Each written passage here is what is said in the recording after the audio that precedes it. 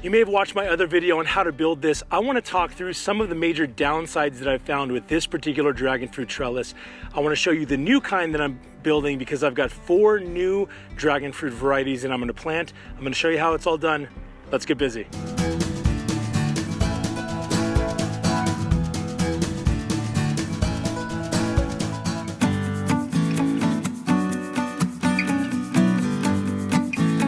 Have you tried ripe dragon fruit? I'm not talking about that stuff that is in the store that's bland and kind of just like a lame kiwi. I'm talking about dragon fruit that has been picked ripe, straight off of the vine, and has all of the sugar that ought to be there, all of the flavor that ought to be there. Well, I set out to do something like that a few years ago, and I planted this condor dragon fruit over here. Got it protected from the shade a little bit. We've had some fruit. We've had some good growth on there. I've taken many cuttings from it as well to propagate. One issue is that the frame that I have is just totally lame. It's a lame frame. A few years ago when I built my first dragon fruit trellis for my condor dragon fruit, there weren't really that many options online in terms of instructional videos or anything. I think the channel I looked at was, I think it's called Spicy Exotics, and they had this system and it had this kind of metal kind of paneling and rebar and more rebar and some other metal conduit and stuff. And then they use this sewer pipe, this drainage pipe as structure. And it has had some real downsides. It was fine for what it was, but I'm seeing as time goes on that this is not a great option.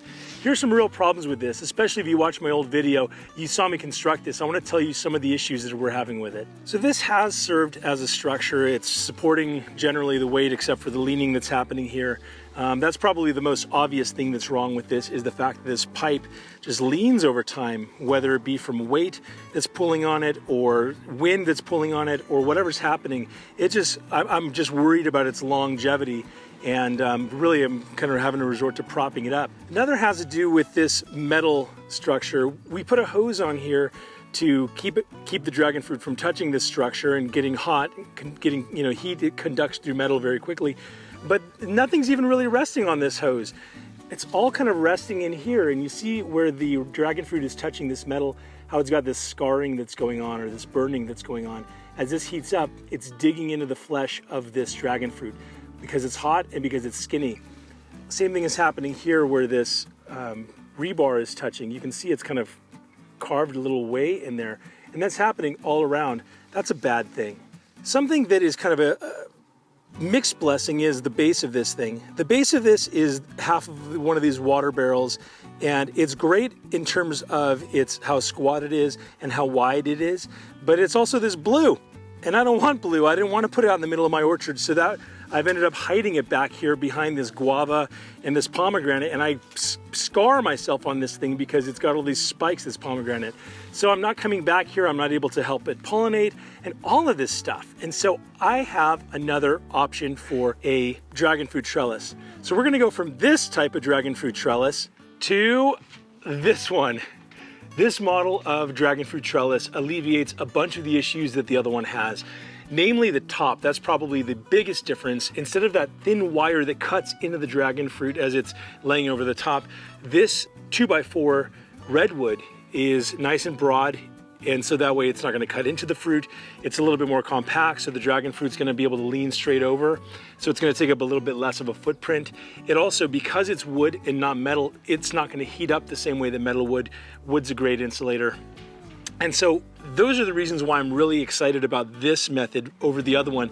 I also like that this 4x4, this Redwood 4x4 going down is not going to slowly just bend and curve like that plastic drainage pipe is.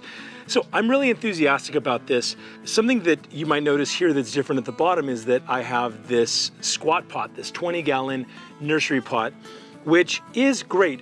Any kind of container you're using, you're wanting to be wide and low, because you're going to have so much weight at the top of this thing, it's going to want to tip, especially we have some pretty heavy winds here. So the lower the center of gravity, the better in my opinion. Now, what I'm going to do, there are a couple things that are going to help this to keep from tipping. And if you've seen like Kevin or Richard's designs on this, you're going to see this pinwheel at the bottom. And so this enables us to put this down into this pot, and once we put potting soil down, it's gonna hold that down and keep this from tipping. Something that I'm also gonna do, because we have no shortage of rocks, is to put a bunch of rocks at the bottom of this. That's gonna help with some drainage. It's not gonna really impede the roots or anything like that. And that's gonna create a ton of weight as low as possible. And that's gonna help offset any of this kind of activity. Now, those half barrels that I'm using, those big 55-gallon containers that I've cut and I've used for my blueberries and used for the dragon fruit, those are wonderful. Those are very wide, they're very low, and that would be ideal, actually, the shape. The problem is they're like a bright blue, and I don't want a bright blue sitting in my orchard. I'd rather see this nursery pot there. Total cost in for one of these is about $60. And the way that breaks down is the 2x4s were about 12 bucks each. There were two of those. There was the 4x4, which is about $15 because it's half of the $30 that I spent for the 10 feet. And we've got the deck screws. It uses about 22 deck screws. And so I'm estimating about $5 there using 3-inch deck screws. Also, the pot itself costs about $15 shipped, which is not a bad deal.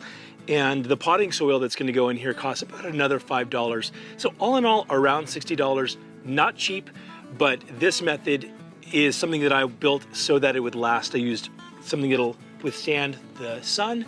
I used wood that will withstand moisture better than, let's say, a Douglas fir would do. So if you're using pine or something like that, that's gonna work, but it's gonna break down faster than Redwood did. So I figured, okay, spend an extra 10 bucks or whatever and maybe get 2 or 3 or 4 more years out of it. So I think this is going to sustain us. Now, this is the first one built.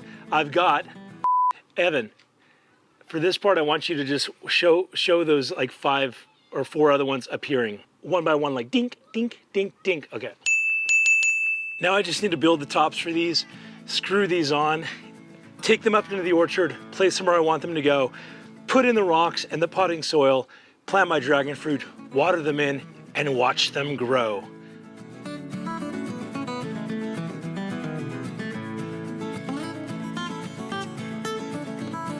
Another reason I really like this method over the other one is because it's so much less complex.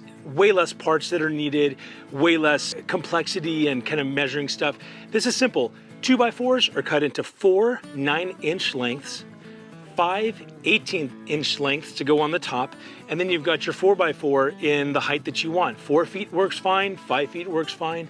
And so this is a lot more simple, and I'm really happy with the way this goes. So that's it. You're gonna be on your way to tasting tasty dragon fruit out of your own yard with something simple like this. Have you tried growing dragon fruit? What tips do you have for me? What method have you used? Have you tried this method before? Anyway, thanks for tuning into this episode of the Busy Gardener channel, where we looked at how to build this Dragon Fruit Trellis version 2.0. That's 2.0. And whether you've got 1 Dragon Fruit Trellis you're building or 500, until next time, stay busy.